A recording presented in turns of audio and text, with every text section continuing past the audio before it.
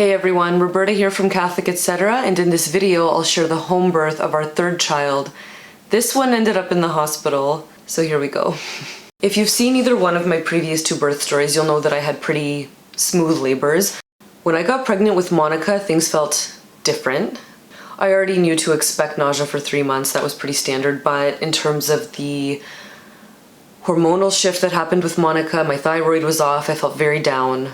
I talk about that a little bit in my video on redemptive suffering. That was difficult because otherwise I'd be, ecstatic that I'm pregnant, and instead I'm like forcing a smile every day in front of my children. I didn't want them to know anything was wrong. That regulated by the second trimester. There I felt great, minus having gained extra weight. With the other two I gained 35 pounds altogether. With Monika I gained 55. By the third trimester, I was just very swollen. In November, I was still wearing slip-on shoes because my feet fit into nothing.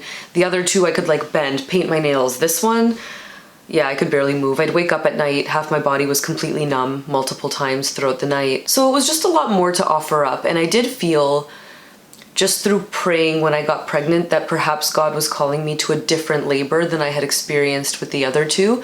And then we did find out that Monika was measuring bigger. My other two were 50th percentile, she was 70th. So I don't have a large frame, so part of me just thought, this is gonna be different. And it was.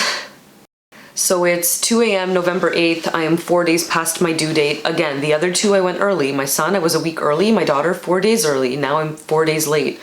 And my midwife had told me, Roberta, I will be shocked if you go 1 second past your due date. If you would have asked me, I was ready to go by 37 weeks. Like, I was just huge. Oh, and I was having prodromal labor. You don't know what that is? Neither did I.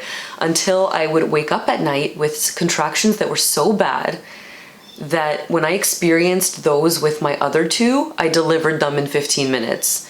So I'd wake up with these like intense contractions. One time it lasted half a day and I thought for sure I'm in labor, but they didn't progress to the point of I'm on my knees. So I kind of just bared through them and then they would just stop.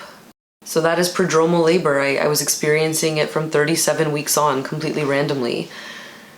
So that morning at 2 a.m. when I started having contractions, if you know the 4-1-1 rule, it's like, what is it? Your contractions are 4 minutes apart, lasting a minute. This has been going on for an hour. So my contractions were 1.5 minutes apart, lasting a minute, and this was going on for 4 hours. But again, I thought this prodromal labor thing is happening again. It's 2 a.m. I don't want to wake my husband up unnecessarily. I don't want to call the midwives unnecessarily. So I go into my washroom, I'm like curling my hair, then I showered. I'm just anything to distract myself. But they were manageable, but so consistent.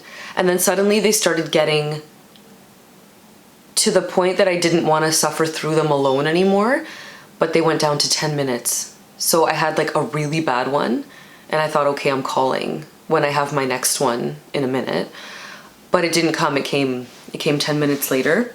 But I did wake my husband up at this point. It was 5 a.m. I just didn't want to be alone anymore. So he starts looking up saint of the day in terms of her middle name. We knew that her first name would be Monika, but we were waiting for the middle name. So spoiler alert, she was born that morning. Saint Elizabeth of the Trinity. So we named her Elizabeta with a Z, and that's the Croatian version of Elizabeth. Monika. So yeah, I'm laying in bed with my husband. The contractions would come. I'd have to hold on to him, receive affection from him. I like talking through my contractions, which I know is a little different. It turns 7:30. We come out of the bedroom. My mother-in-law had been sleeping over, so she was up with the kids around that time. So I go downstairs and she says, Roberta, I can tell you're in labor. Like, go upstairs, rest. And I'm like, I can't. I need to do stuff. So I'm making breakfast and I'm like this, shaking with the pan, ate my breakfast, and then I decided, okay, I'm gonna go upstairs and call the midwife. So I'm on the phone with her, I'm explaining what's happening, and she said, well, Roberta, we've been on the phone for 4 minutes, you haven't had a contraction. And I'm like, no, I've had 3. I need to talk through them. And she said, okay, I will be there in half an hour, just don't do anything to exert yourself because I don't want you to progress labor more. So I was just relaxing, kind of, tidying up, and they come. And if you had asked me, I would have guessed about 7 centimeters. The pain was as bad as 9 or 10 centimeters, but again, they weren't bringing me to my knees, and I had been there too long. It had already been 3 hours of this, so like I knew that something was different. I had a feeling Monika was stuck. I don't know. The day before I had felt some pressure on my tailbone, if that makes sense, and then my pubic bone. So I just knew that she was big. I don't know. She was hitting all sorts of spots. So she checked, and yeah, 7.5 centimeters. The contractions started getting like really intense. I had one of the midwives pushing on my back. And then I had my husband in my face. So I know a lot of women have commented like, I need my husband out of sight. Like, don't touch me, don't talk to me.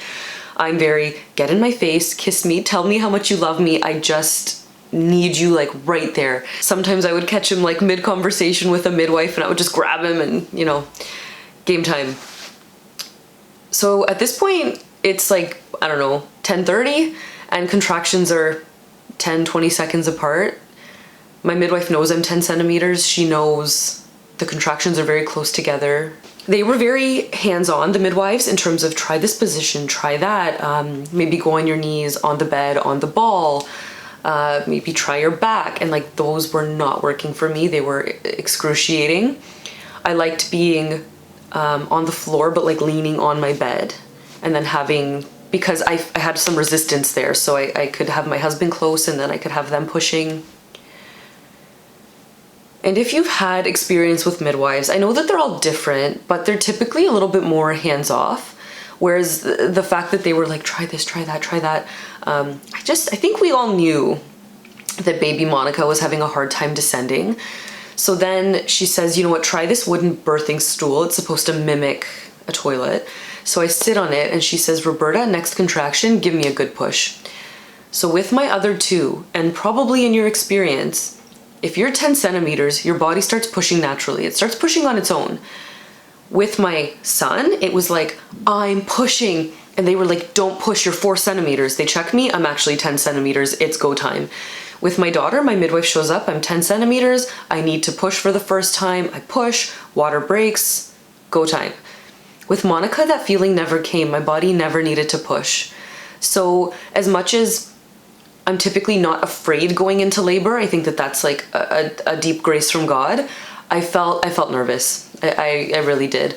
So when she said just push, I'm like, okay, I'm doing this on my own. Like my body's not helping me here. I think I pushed her out in 2 pushes. My husband has a video. The phone was propped up on the side. At one point I like look at it and I just look back. I'm like, I don't even have time to address this right now. So we have like a full birth video, not, you know, from the side.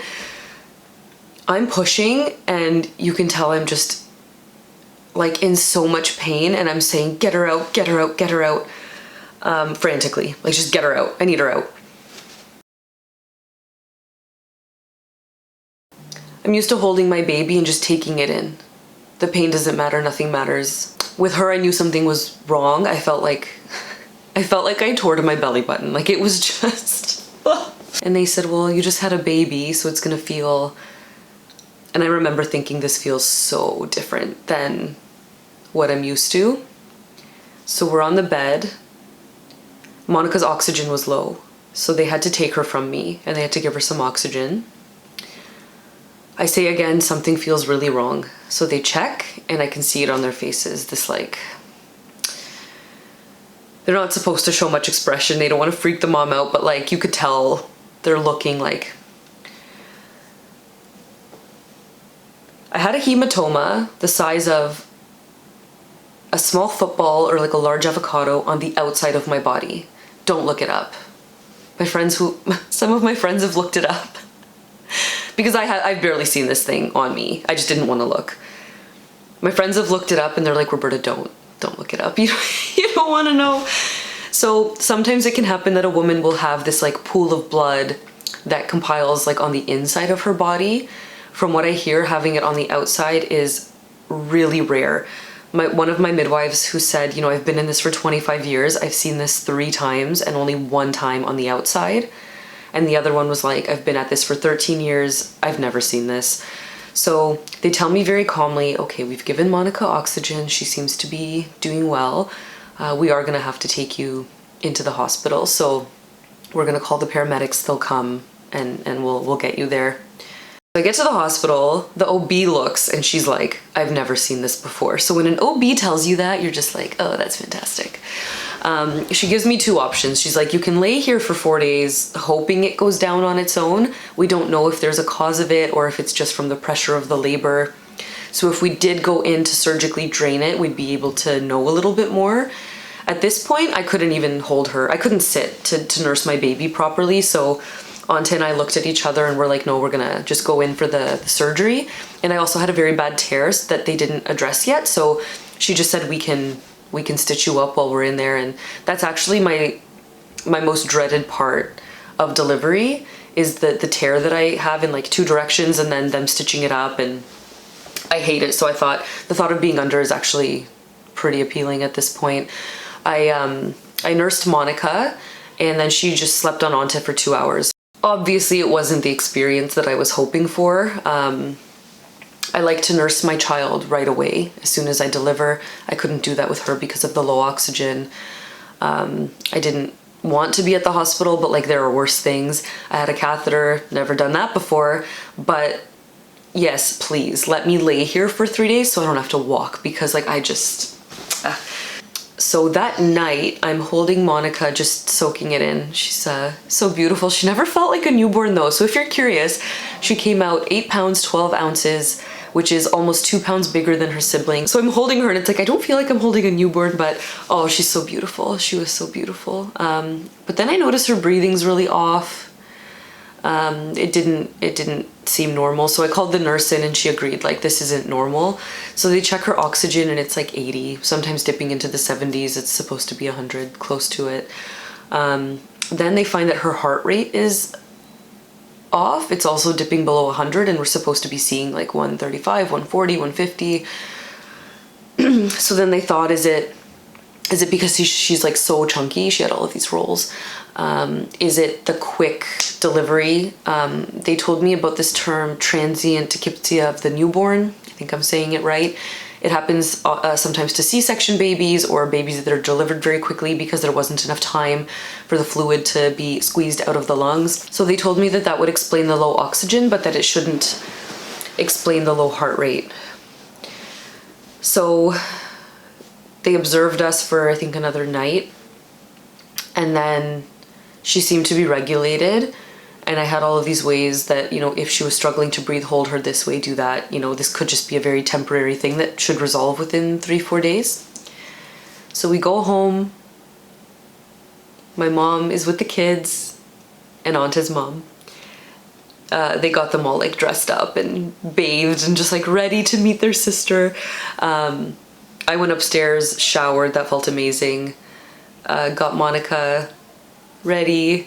So we get tucked into bed and then the siblings come and they meet Monika, and they were so emotional. Like, my 2.5-year-old looked like she was gonna cry. She was so happy.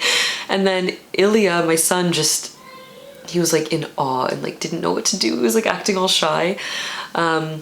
So we took some beautiful pictures, spent some time together. I tandem nursed my daughter and Monika. She stopped nursing around that time. She just like seemed to lose interest when the milk changed, but I was happy that I could tandem feed them once or twice, just so they could bond and so my daughter didn't feel like, you know, the baby's taking anything away. My son didn't struggle with any jealousy. I tandem nursed them as well. I hear that helps, so I was happy that I could do that. We had a fantastic night. We bed share, which makes me really happy. Like, she was so close to me. I could like hear her and feel her, and I feel like I would have woken up if anything were wrong. I think if she was in the bassinet, I would have just been staring at her all night because I didn't feel quite at peace with what had happened in the hospital. The afternoon came, my sister was visiting, we were in the room. Monika's breathing was erratic. It seemed to be getting worse, different. It was just odd. So I grabbed my phone, take a video, send it to my midwife. She says, Roberta, I'll be there in 15 minutes. Like, okay. So she comes and she said, yeah, this doesn't sound normal. Oxygen's low again, heart rate's low. And she ends up telling me, we just shouldn't have to monitor a baby this much. So we end up going to McMaster. We were there for 3 nights. They were fantastic, covered all of the bases. Every doctor that I saw agreed that the oxygen, which could be because of the fluid in the lungs, likely, very likely, that shouldn't be affecting the heart rate. So you could tell it just made everybody like curious. Not necessarily panicked or nervous, like Monika was stable. I'm thinking I probably just have like this endurance athlete on my hands. I was extremely happy with how thorough they were. And then I'm laying there, obviously, like I can barely walk. And thank God for the hospital. They gave me these like ice pads that you crack and they're cold for like an hour. So the ones that I made at home would have done nothing for what I was dealing with down there. So I was extremely grateful for that. They took fantastic care of me as well. So they obviously admitted Monika. And then, yeah, that fourth day I'm laying in bed and my mom was with me and she went to go grab a coffee. And I'm laying and I said, Mom, is she awake?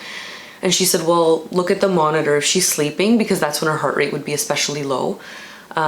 It's going to be below 100. And then if she's awake, it'll go past 100, probably like 120, 130. So I'm resting and then I look up at the monitor and it's like 145, 130, 138. So I buzzed the nurse and I asked her, is Monika awake or sleeping? And she looks and she says she's fast asleep. I'm like, look at her heart rate. It's been like that for a while. And then they started monitoring her more closely, and before we know it, it's like the rest of the day her heart rate's fine. So it looks like it was just due to some birth trauma that we were both experiencing. So that's our story.